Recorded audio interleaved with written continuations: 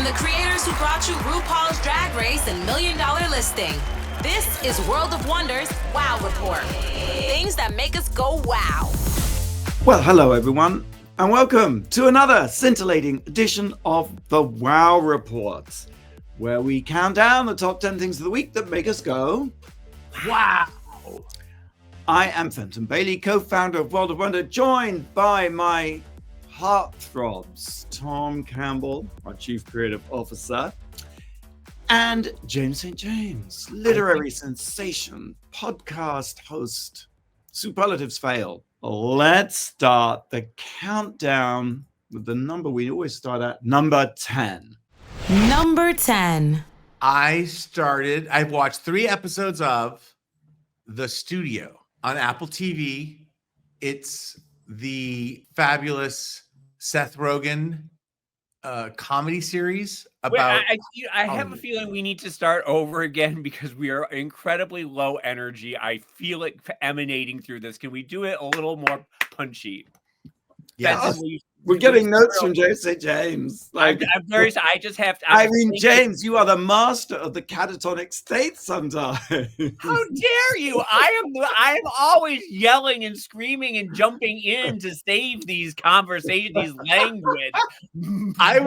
I will retake, but only if we keep that first part in. Okay, let's do. Someone say number 10. All right. Kicking off the countdown at number 10 with super high energy Tom. Hey there, hi there, ho there. Boy, kiddos, and I've been watching some TV lately, and I have laid my eyes on the first 3 episodes of The Studio, now streaming on Apple TV. People are loving it. It's about a studio system. The first episode is the promotion, and Seth Rogen is this character who wants to make real movies, but when Kathryn O'Hara is unceremoniously dumped after years as the head of the studio, he gets the job from a very crazy, over-the-top Bryan Cranston as the head of the studio. So crass, just wants to make money. And he makes him do a movie about Kool-Aid. Kool-Aid? Who can make a good movie about Kool-Aid? Well, I'll tell you who. Martin Scorsese, who's going to do a movie about Jonestown, which features Kool-Aid. Kool-Aid. Wait, is this sort of a takeoff on the sneaker movie and the Pop-Tart movie and stuff like that? Are they making fun of that a little bit? They're making fun of Hollywood. Okay. It is, they're calling it, and it is, and I just want to say, it's a satirical cringe comedy. Oh, see, now I have a problem with cringe comedy. I am here with you. I'm here with you because, who did it so brilliantly was... Penis, Pen 5. Remember that one? Yes. But also just Larry David... And his whole series was cringy, but there was still some buoyancy and some life and some comeuppance. And I've watched 3 episodes. The second episode is it's called The Shot. And it's all about, they have the fabulous director, Sarah Polley, a director. And she's doing this one shot, a tracking shot. And it's at sunset, and it has to all go right, and has to all go in one. And it's the day that Seth Rogen, the studio executive, well-intended but cringe-worthy, comes to the set and insists on being there and ruins the shot time and time and time again. So it's the one shot being interrupted comically for an hour. And the next one, it's about Ron Howard. It's called The Note. And Ron Howard has written this incredible movie, and they're just freaking out, and they love it so much. And then it goes on for 2 hours longer. We've all been to that movie. So wait a minute. So, but are Ron Howard and Martin Scorsese, are they? They are. They are in the movie. Charlize Theron is at a party, and she's just there to be in the background for one shot, move forward, and tell Seth Rogen to get the hell out of her party. They call in big favors. So it's caused a lot of buzz. A lot of people are talking about it. It's sort of memeable, and I don't like it. It's funny because I watched the first episode. I couldn't get into it. I felt I'd seen this kind of take on Hollywood before, and it didn't seem to have anything extra. Yes. There's some amazing performances, including Kathryn Hahn, who plays the publicist. They have her like in hugs and stretched like leopard thing, and he's doing Mar-a-Lago face, right? Yes. But it's just, here's where you've already said it, and you said it brilliantly, but like this notion that I want to make art, crass commercialism, pug, tug. It's like that has been going on in Hollywood since like Nickelodeon's, when you put a nickel in the thing and turn, so if you don't have I know it's a contrast that's supposed to be fodder for comedy, but to me it's just unbelievable characters. And how could someone be that far along in their career and be so ridiculously naive about how to merge those two things, or how to have some prestige projects and some projects that aren't? It's like, why do I have to like make that suggestion to you at this point?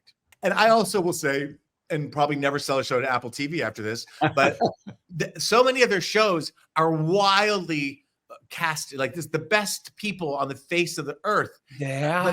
But the concepts just don't quite, and there's exceptions. That sort of seems to be Apple TV in a nutshell, doesn't it?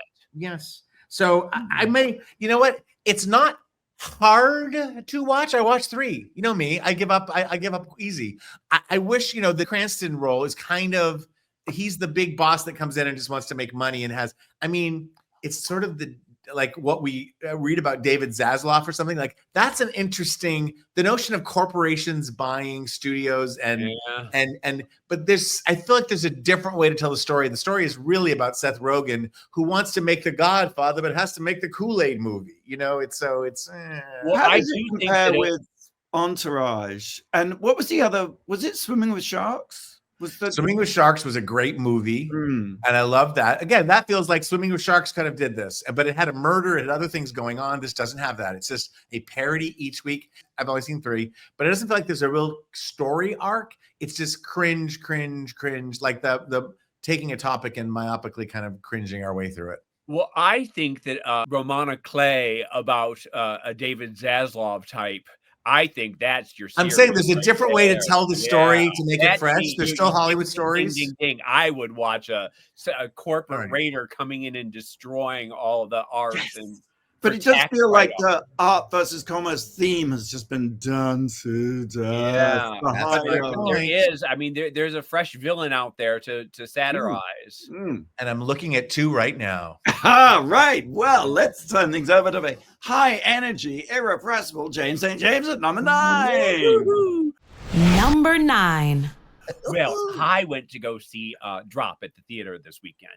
And I don't know if you've been hearing about it, but it is a thriller. It stars Megan Fahey, who was so brilliant. Season 2, White Lotus. She was the one married to Theo James in that weird foursome with Aubrey Plaza and Will Sharp.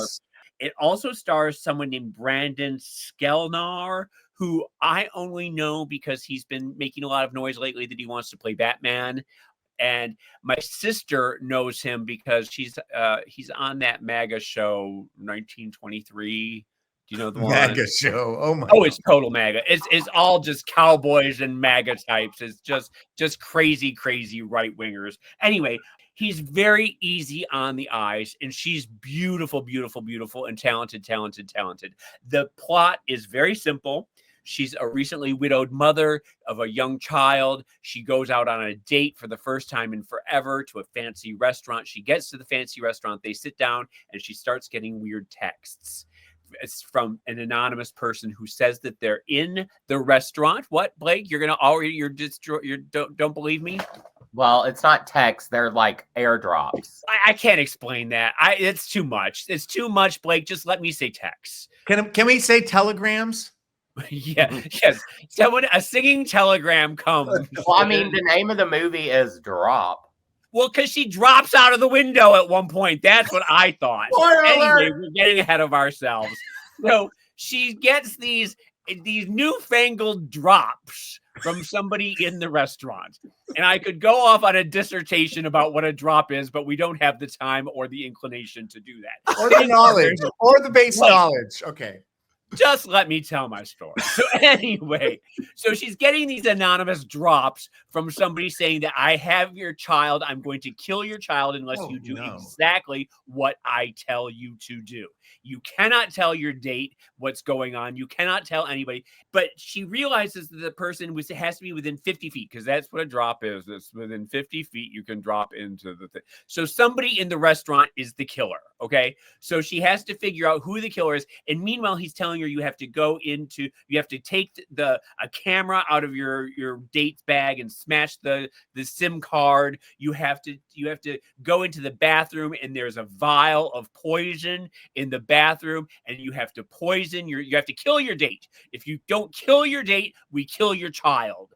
So therein is the whole, crux of the movie. Sounds really good. It's very good. Unfortunately, there are a million plot holes. I love a plot hole as long as there's good costuming. You just like a good hole is what I am. Any hole is a goal. Any hole is a goal. That's funny.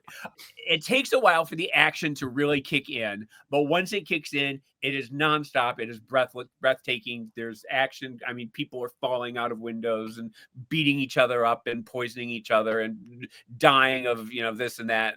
And you think you know who it is, and then you don't know who it is, and then you find out who it is. And it's a great movie to see at a movie theater because it's, like I said, there's a lot. It's a beautiful. It all takes place in this one gorgeous restaurant. It could be a play on Broadway because it's just one place. It's a little bit like Speed. You know what I mean? It kind of has the setup like Speed. It has that. It's a high concept and it works. And like I said, Megan Fahey, and Brendan Skellnar, I guess is his name. 2 new stars. This is not a comic book movie. It is not a sequel. We ask for new IPA or whatever all the time. That's a beer, my love. IPA. Oh. Love an IPA. I ask for IPAs all the time. IPOs. What is it? Something. IP. Oh, new IPs. We ask for new product. We ask for new kinds of movies. This is a new kind of movie. It's a thriller, and it's and like I said, 2 stars. It will also be just as good on streaming, I suppose. So, yeah. Wow! This weekend. I'm going to go this weekend. Yeah, you'll enjoy it. All right, number 8. Number 8. I have a little sweet tooth, I guess, or as a weakness for reading occasionally self-help books. It's just something I've had all my life. Like, I think I started, the first self-help book I read was I'm Okay, You're Okay. Do you remember that? It was a big 70s trend. And more recently, I was just reading 4,000 Weeks, which is, the premise of 4,000 Weeks is that is the average lifespan. And here's the thing about self-help books. You go to them for empowerment, but you go away feeling lesser than or sort of depressed, like 4,000 Weeks. And the recent book I tried to read and had to stop because I just was like, it's called Let Them. And the idea of Let Them is, someone doesn't invite you to brunch or your friend doesn't call you back. Let them. Let them. Well, it sort of sounds though like let go of the anger of feeling left out, let go of the feelings of hurt, let go of the feelings of, sure. And, I think it's fair to say that probably the idea is TikTok sized, or that's the idea. So why are you going to read a whole book about it? Well, that's my thing about self-help books. It's like they're usually, you can read the back cover and kind of understand and then you have to read on and on and on. But I will add, in my spiritual pursuits in life that I'm very, very bad at doing, but let go, let God. When you add a little, like maybe there's something bigger. Oh, James is giving us the funniest face. No, but let go, let them. Things you can't, it's the serenity prayer of what you can. Grant me the serenity to accept the things I cannot change, the courage to change the things I can, and the wisdom to know the difference. And you can't get people to call you back. Fenton, you can't get people to invite you to brunch no matter how hard you try. It's true. And as one reviewer said, this book is basically what the Democrats have decided to do with Trump. But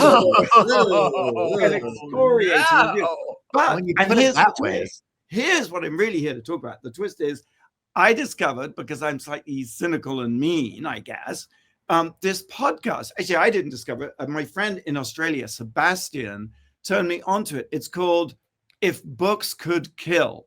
And it is hilarious, mean-spirited, merciless podcast hosted by Michael Hobbs, who's a journalist, and Peter Shamshiri, who's a lawyer. And they basically critique what they call airport books. And airport books, pop science, smart thinking, the sort of books you find in airport bookshops. Like Pelican Brief or something, like mass-produced fiction, maybe? Yes, but they basically take down the self-help genre. And they expose the secrets and lies or the fraud, behind a lot of these self-help books because, it does seem like that there's probably a formula to writing a self-help book that is probably very easy to crack, I suppose. What would your self-help book be called? We Don't Need Fenton at Brunch. Oh, thank you. Let it go, Fenton. You aren't wanted. But stop it right now. This is the best idea. James, you need to write a self-help book about being a freak. Oh, well, yeah, sure. Freakonomics is yes. Freakaholic. That's good. That's good. Like that's a t-shirt. Addicted to the attention you get from being a freak. Well, this podcast, I can't recommend it enough because each episode they take a different title and deconstruct it and tell you the story behind it. So they've done The Secret, The 4-Hour Work Week, The 48 Laws of Power, Outliers, The Subtle Art of Not Giving a Fuck. One thing about that 48 Laws of Power, I think every single MAGA person has read it, and I think it's done more to destroy the fabric of society than any other book in the last 30 years. Well, another book they do is Hillbilly Elegy, of course. J.D. Grant's book. And Lean In, Sheryl Sandberg. Oh, that's another one. Yeah. Oh. I want to pitch a podcast that you guys should do. And I don't know with whom, either, but someone needs to take us through the teachings of Jesus. Oh, but like some smart Jesuit because it's radical thinking. It's banned thinking, basically. And it's like someone needs to go into the Christian New Testament and tell us what Jesus said, what he meant, and apply it to today in increments. Just like, because the Bible is a crazy thing to read, but give me the teachings of Jesus. And again, it is the most radical thinking according to our president these days. Anyway. The real Jesus. I love that idea. The latest episode you need to have teachings of Jesus come out of like a CEO or something like that, and have the CEO just not even mention that he's doing Jesus's teachings and just see how people react. I like that. Yeah. James, maybe you could do this. There's a lot apparently I could be doing. What are you doing, James? What am I? But Fenton, just tell us in a nutshell, has a lifetime of reading self-help books helped you? Clearly not. I mean, obviously not. But the Let Them thing I was intrigued by, and then I was irritated, and then I discovered this podcast thanks to Sebastian. And this episode is so funny and so good because Let Them begins with her talking about her career was in the trash, and she was really worked up because her son was going to the prom and he wanted to go to a restaurant first, and there weren't enough seats in the restaurant, and she was worried because it was raining and her new sneakers were going to get wet. And the daughter said, "Mom, let them." And so it goes from there. But 3 things. One, the writer of this book, Mel Robbins, she was already a self-help guru, and she portrayed it as if she was like, her life was a disaster. 2, she doesn't put her daughter's name on the cover, even though her daughter was kind of the ground zero of the Let Them idea. 3, it was actually based on a poem that the author denies ever having seen and read that was written in 2019. And the poem is called Let Them. And it's exactly the same sort of thing. So-and-so, such and such, let them. Da-da-da-da-da-da-da, let them. And it's such blatant plagiarism. You know what? Someone plagiarizes your poem. Let them. Let them. Exactly. Well, the whole concept of let them goes against everything I know about myself, that there's no way I fight the. So your book will be called Don't Let Them, or Don't You Dare. Keep fighting, keep on fighting. Do not let them. Pick your battle, Serenity Prayer. There, I said it. Yeah, I don't know. I make every battle fresh and new, and I take everyone as they come. Absolutely, you do. Should we take a little break? Yes, Blake. Tom was talking about the studio earlier, and he mentioned the Kool-Aid movie, which had a Jonestown plot to it. It was just announced this week that there is actually going to be a Jonestown movie. Who is set to star in it? Wow. We'll have the answer right after the break here on the Wow Report on Radio Andy. You're listening to World of Wonders Wow Report. Things that make us go wow. Welcome back to the Wow Report. Fenton here with Tom and James and Blake. We are counting down the top 10 things of the week that made us go wow. But first, Blake's question. Yeah, Tom was talking about the studio in which there's a plot about a Kool-Aid movie and the Jonestown Massacre. And then this week, there was actually a movie about Jonestown announced. Who is set to star in it and produce and all that jazz? I think that Bill Hader might be, or it's this SNL person. I'm saying Bill Hader, but it's the guy who was Stefan. It's Bill Hader. It is Bill Hader. There we go. It's brilliant. You know, the one thing about Kool-Aid and Jonestown is it actually wasn't Kool-Aid, it was Flavor Aid. It was. Well, I'm glad we cleared that up. I did know that. I did know Years that. later. What is Flavor Aid? Is that a British thing? It's the same as Kool-Aid. It's just like a different Sounds a very different generic. brand. Feels very generic. Do we have Flavor Aid in America? I don't think we do. I think it's a Jonestown specific. James, I hardly think they imported Flavor Aid from the UK for the Jonestown Massacre. Okay. One never knows. Do one. There's one. No. Okay, so we're counting down top 10. We've reached number 7. Number 7. I'm going to play a numbers game with you, and this doesn't have to go long. If this goes long, it's your fault. This week in the news, what does the number 71 mean to you? 71. Right. 71 times that Pete Hegseth has fucked up this week. Very close. Fenton, a guess, or do you want to pass? I'll pass. 71 trombones in the... Oh, 71. Blake doing musical theater? Are we in a parallel timeline? From the headlines, Tesla profits drop 71% amid anti-Musk backlash. Tesla's profits fell 71% over the first 3 months of this year, and it couldn't happen to a nicer guy. Oh, I feel I should know that, right? yeah. Well, this is my new thing, numbers game. Okay, next set of numbers: 52 and 44. This week in the news: 52 and 44. My old waist size and my new waist size. Genius. Any guesses? No. Trump's disapproval rating has raised to 52%, and his approval rating has dipped to 44%. Kind of the exact opposite in the last 3 months. So he kind of, disapproval 52%, the majority of Americans; approval 44%. Mr. Trump started his term with the second lowest approval rating for a president in modern history. The only recent president to have started in a worse position was Mr. Trump the first time he took office. So again, couldn't help him to a nicer guy. And now I'm going to leave you with one last number, and that number is 7. 7 in the news this week. 7. It's hopeless, aren't we? No, I sense a theme, so I'm racking my brain for some sort of headline about the MAGA people, but I can't think. Caitlyn Jenner, who our president would misgender, but I won't, is being sued for like misconduct around the launch of her Jenner meme coin. And she, when it first had happened, she didn't take it very seriously.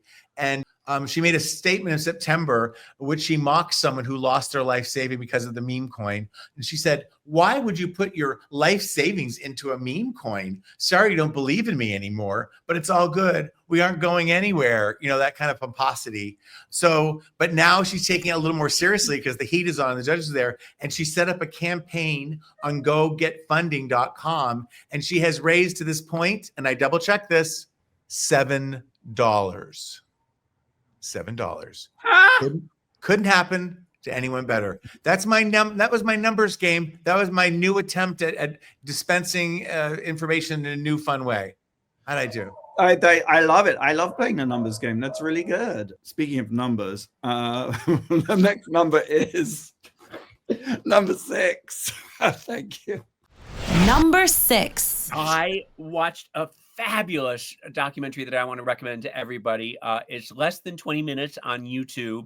It's about Texas socialite Lynn Wyatt, who is legendary legend, known for her extravagant haute couture collections from the 60s, 70s, 80s, 90s, and 2000s. She is 87 years old. She is famous for her friendships with Princess Grace, with Mick Jagger, with Andy Warhol, Truman Capote, Karl Lagerfeld. She would go and stay at the palace with Princess Grace, and they would just sit up all night talking. She's a big, brassy Texas lady with big hair, big jewels, big ball gowns. She was famously friends with Fergie, the Duchess of York, and Fergie was getting her toes sucked at Lynn's ranch during that big scandal. She was at Lynn's house when that all happened. I don't know if that's who going can forget? back. Who can forget? Like it was yesterday. Shrimping. That's what it was Paper called. trails.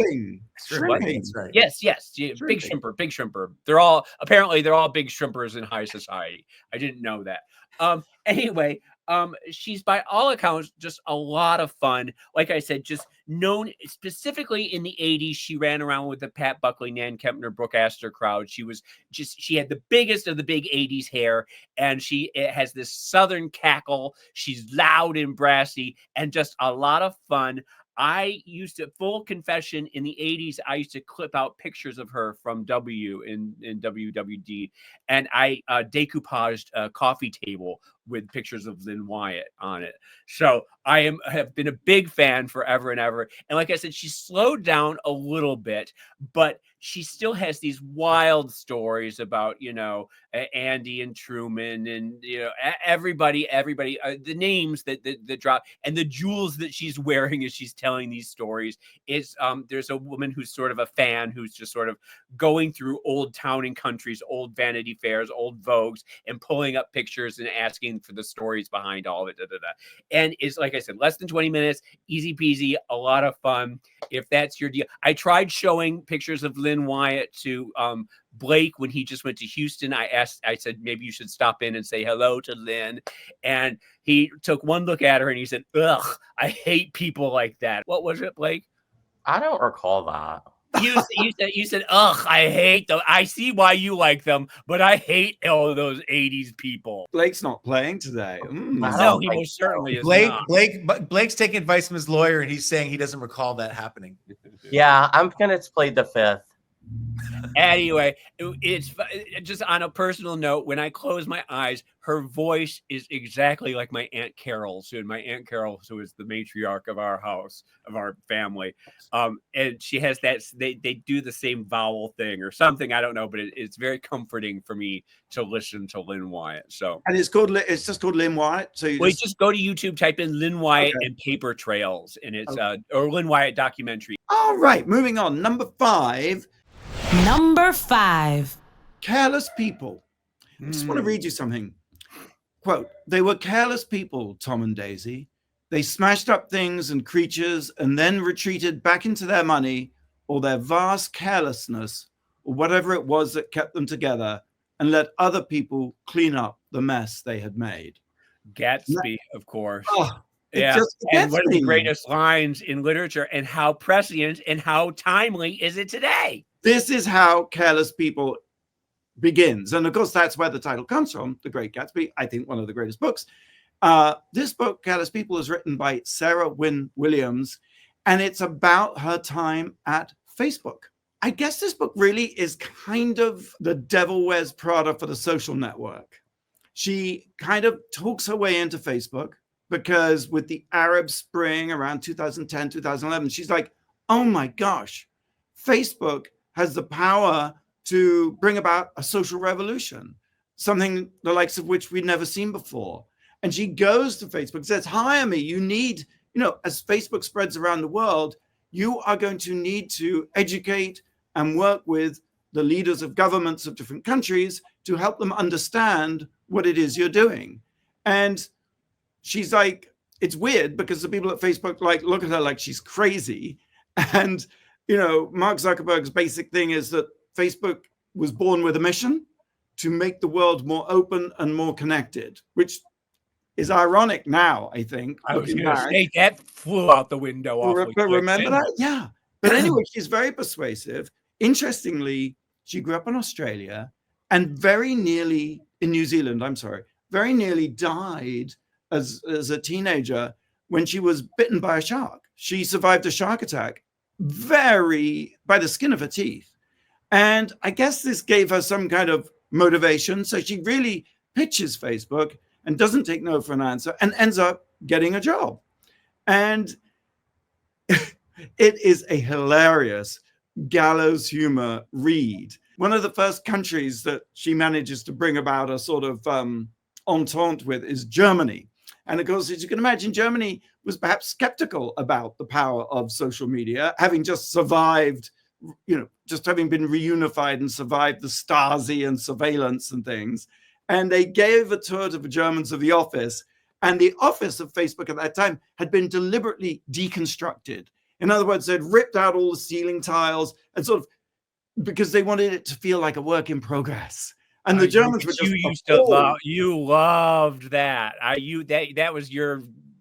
Anyway, keep going. Well, the Germans were just appalled. And, there's big posters like think wrong and move fast and break things. And the Germans are like, what is going on? And in fact, the whole mission went terribly wrong. And the German government launched an investigation into Facebook as a result of that visit. But what happens is, as she's working there, she realizes that what Facebook says and what Facebook does are two different things. And this is really the story of her disenchantment and her coming to see that the place she thought it was and what she thought it could be is most absolutely not what it ends up being. And there's a fabulous moment where in 2012, they celebrated having 1 billion users. And although this was a big celebration, internally, they were like, we're running out of road. We need more countries. And so they decided to target Myanmar, which at the time was being controlled by a military junta. And they send this poor girl off to Myanmar and don't come back until you've worked it out, because there's 60 million possible users of Facebook. I mean, there are stories like that. You just kind of can't credit it. Definitely sounds like it should be a movie. Oh, it could be a great movie. I'm sure the rights Oscar. It has Oscar bait written all over it. It kind of does. I mean, it sort of points to the self-help thing I was talking about a little bit earlier, because it's almost like there's institutional hypocrisy, I guess. Is like things that set out to do one thing are actually in reality doing something completely different. But Facebook started off as a way to rate women's bodies and looks. So they didn't really start off with an altruistic motive. Right. And Mark Zuckerberg is not a saint and has never been a saint. So I don't know. I think it's more like absolute power corrupts absolutely. There's way too much money, way too much power. It's Sun Tzu, Art of War, 48 Laws of Power. Well, she takes Lean In, the Sheryl Sandberg book, to task, because it's all about mothering and sort of owning your power, and of course she's saying the reality is, if you've got a multi-million-dollar salary, you can do all these things, but the illusion of what it is versus the reality are quite stark. And so Blake, have you got a question?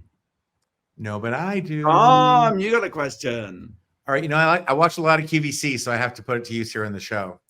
Which one of these A-list celebrities has a product that they're hawking on air on QVC? Is it John Legend with fancy skincare, Scarlett Johansson with fancy skincare, or Elton John with fancy candles? We'll have the answer right after the break. I love the multiple choice. That's good, because that gives us a chance of getting the answer. We'll be right back here on the Wow Report on Radio Andy. You're listening to World of Wonders Wow Report. Things that make us go wow. Welcome back to Wow Report. Fenton here with Blake and James. And Tom has the question today. I watched a lot of QVC, and I wanted to ask you guys who do not, which A-list celebrity is hawking stuff on Home Shopping QVC? Is it John Legend with fancy skincare? Is it Scarlett Johansson with fancy skincare? Or is it Elton John with fancy candles? I'm going to say B. You think Scarlett Johansson? But I'm going to say John Legend because I feel like I've seen him in the news lately about something. So I'm going to say A.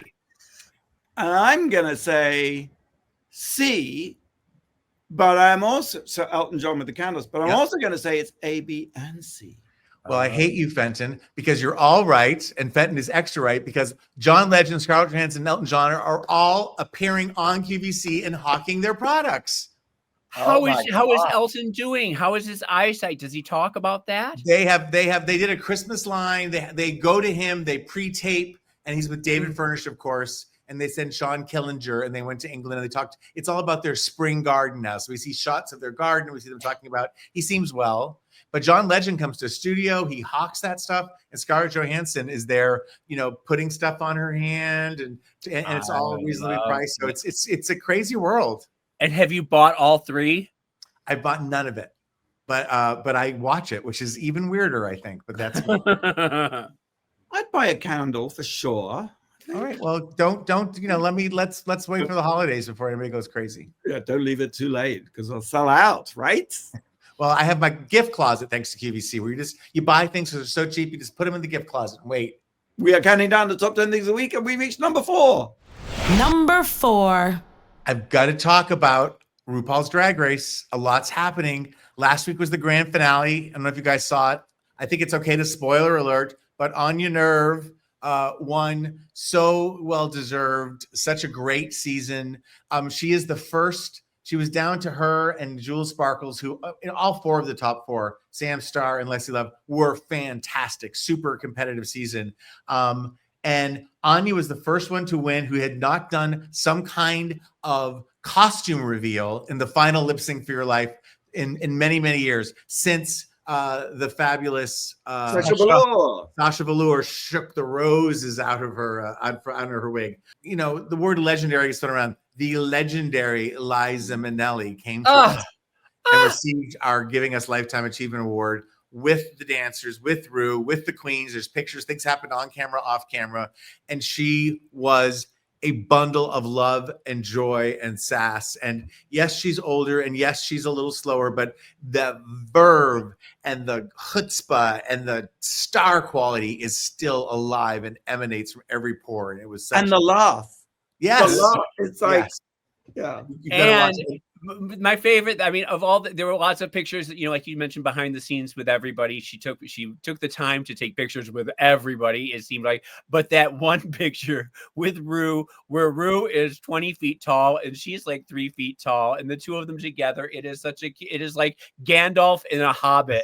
It was so cute to see her as she's a little old lady, and the fact that she brought her brother Joey, it was super special. Yeah, that's and then very just nice. The other end of that, just because there's never enough, there's a new season of All Stars that was just announced. And, I work on all this stuff. We all do. But it's like Drag Race is a talent show. We're looking for the next drag superstar every season, And so while we always are innovative, the format and who chooses something, All Stars, I've always thought of is more of kind of a master class in how to survive in show business. They come to us. They've already done the show. They've had a lot of experience out in the real world. They're stars. They know how it works. And now they have to please each other, please the judges. We've had queens eliminating queens. It's always a game. This time we have the most queens ever. 18 queens are competing, and 6 show up. They do 3 episodes. No one gets eliminated. They earn points in a really, really clever way that involves the entire cast. And then they leave, and then 6 more come down to 3, and then 6 more come down to 3. And then the finals are those winners, those 9, and then it goes down to a grand finale.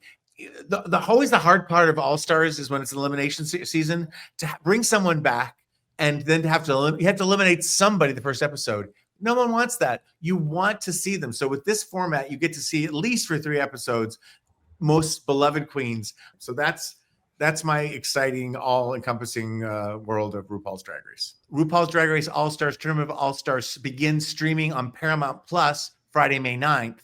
Can I just add, though, tribute to you, that this past season, season 17, had the largest audience share, I think, in history. It did. And in addition to being the #1 show on all cable. What? Yeah. I didn't know that. Mhm. Congratulations. That's fantastic. That's Knock on wood. really Knock on incredible. wood. Let's keep it going. Yeah. Yeah.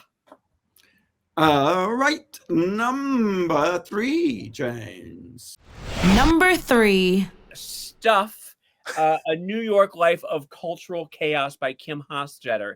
And Kim, of course, is the co-founder and editor-in-chief of Paper Magazine, certainly what is driving creative force throughout the 80s, 90s, 2000s. She is a landmark in New York City. The book, I suspect she's a bit of a hoarder. What she has done here is as Fenton is showing us The visual aids. over the radio, yes. Okay, I'll stop.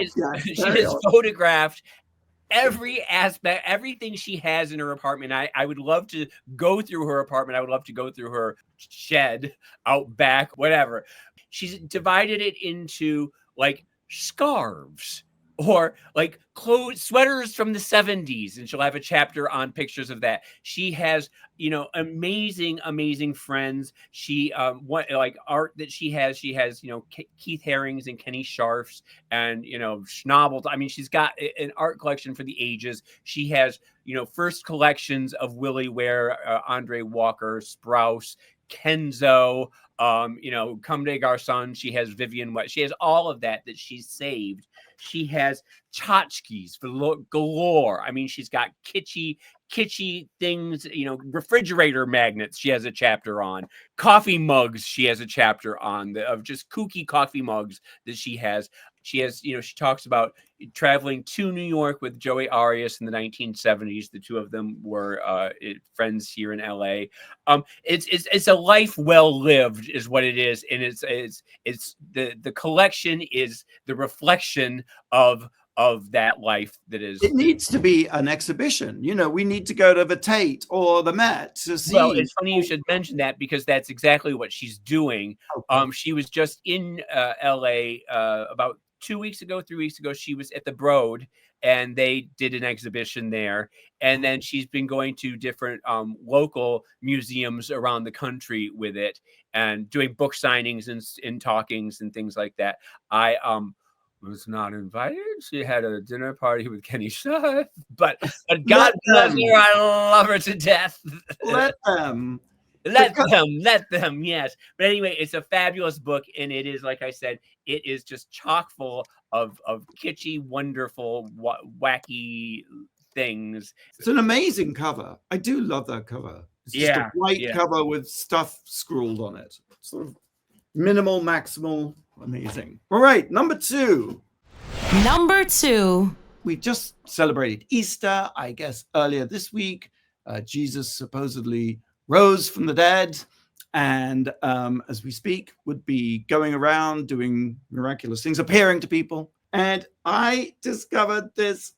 How do I say it, James? Is it Heyitatay? Heyitatay?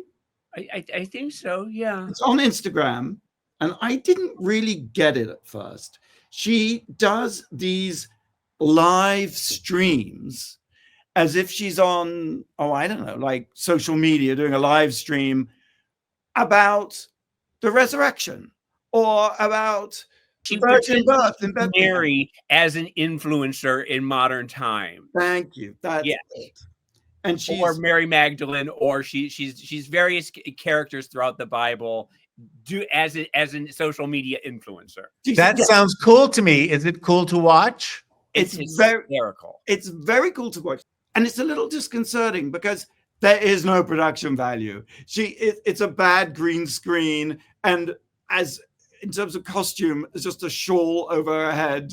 I think it's a bath towel is what it is that she uses for Mary. Extremely low energy, very low key, Gen X-y millennial. So hey guys, what's up? As she's live streaming, taking questions. She's like, with the virgin birth, and she's being the Virgin Mary, and she's like having to shut down some of the people's questions, and when she's Mary Magdalene at the tomb, and she's like, just can't be bothered to explain to all these stupid people and their stupid questions. She says, I'm switching to disciple only mode. You know, I live for it. I love it. Everyone's just jealous of that because they all wanted to be God, the vessel of God, and I got chosen. So it's very, sort of snotty millennial. Yeah. Yeah. And the site is Very Heyitatay, Heyitatay, which I guess one should know what that is. I don't know what it is. I think it may be her name. Like, hey, it's Tay. Hey, it's Tay. Like Taylor Swift. Oh, okay. One more break. And then we come back. The number one thing this week that made us go, wow. You're listening to World of Wonders Wow Report. Things that make us go wow. All right, welcome back to the Wow Report. Fenton here with Tom, James, and Blake. We've been counting down the top 10 things of the week that make us go wow, and we've reached number one. Number one. We're bringing back an old favorite of ours from the last Trump administration, where we have Resistor of the week. Fenton, you were the one who was very impressed with this gentleman. Would you please explain to us what happened? So this week, it's Bill Owens, and Bill Owens is a veteran reporter and editor, news veteran. In fact, he's the executive producer of 60 Minutes, and he's been there for 4 decades. And he just resigned. And he resigned, I guess there's a larger picture story to tell, which is that Trump, as you may be aware, has sued 60 Minutes because he believes they inaccurately or falsified an interview with Kamala Harris before the 2024 election. And what's so weird about this is CBS released the transcripts of the interview, like, no, nothing like that went on. You can see for yourself. And instead of dropping his $10 billion lawsuit, Trump has doubled down to $20 billion. And the interesting thing, I do remember this in the lead up to the election, Trump refused to go on 60 Minutes because they insisted on fact checking him. And his whole point was that I'm not going to go on if I'm going to be fact checked. Somehow out of this, he manages to construct a lawsuit, and jaw-droppingly or unbelievably, CBS, owned by Paramount, are believed to be trying to reach a settlement with Trump, following suit, I guess, with Good Morning America and a couple of other media outlets who've kind of caved in to Trump. And the reason for that is that Paramount, which owns CBS and MTV, which of course Drag Race is on, and a whole host of channels, is for sale and is about to be bought by Skydance.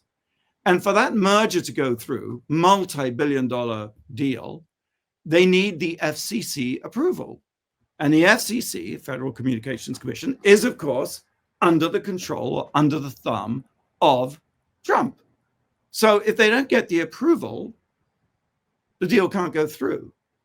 And so as a result, Paramount has been doing lots of different things to try and, I don't want to use the wrong word, but appease or just do things. What else can you use? It's bowing down, it's kissing the ring. You have to appease them, right, or you don't get the sale. They're being blackmailed. Yeah. There you go. And famously, 60 Minutes has not bent its knee at all. And they've done a series of fantastic episodes this year and refused to be quiet about it at all. Right. But just this week, Bill Owens resigned. And apparently he called everyone into a very emotional meeting where he said that it's clear that I've become the problem. I am the corporation's problem. And he decided to step aside and urged people not to protest the move or stage any sort of walkout. Wow. Has Trump taken this as a win? Has he crowed about it on Truth Social or anything? Or has he been quiet about it too? I would imagine he would be very happy he would take this as I have destroyed the enemy. Yeah, he always does, no matter what the outcome is. Yeah. He always takes credit for. Okay. Yeah. Well, thank you, Bill Owens, for standing for something. And also, I like that he's telling people not to walk out because, like, 60 Minutes job needs to be continued to be done. It's such a catch-22 right now. It's such a no-win situation for so many of us. But, thank you, Bill Owens, for your years of service and for telling the truth and striving for that your whole career. And for, again, I feel bad that he's gone. And what's going to happen next, right? What happens next? And do you remember it was 60 Minutes that did the whole reporting on the tobacco industry and how they were lying about cigarettes and your health? And in that case, 60 Minutes held firm, didn't they? And that's, the movie that was made was The Insider. It's a fantastic movie, Russell Crowe. And it's just an interesting contrast from the 80s, to where we are potentially now with Bill Owens sort of being forced to fall on his sword. So thank you for listening. Same time, same place next week. Until then, go out and do something that makes the world go wow.